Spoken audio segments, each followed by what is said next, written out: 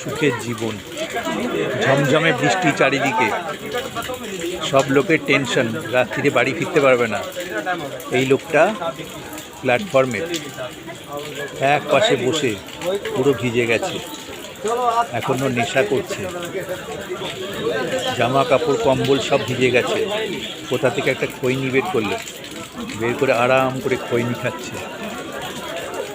এরাই প্রকৃত সুখী, কোনো চিন্তা নেই, ভাবনা নেই, বিন্দাস আছে।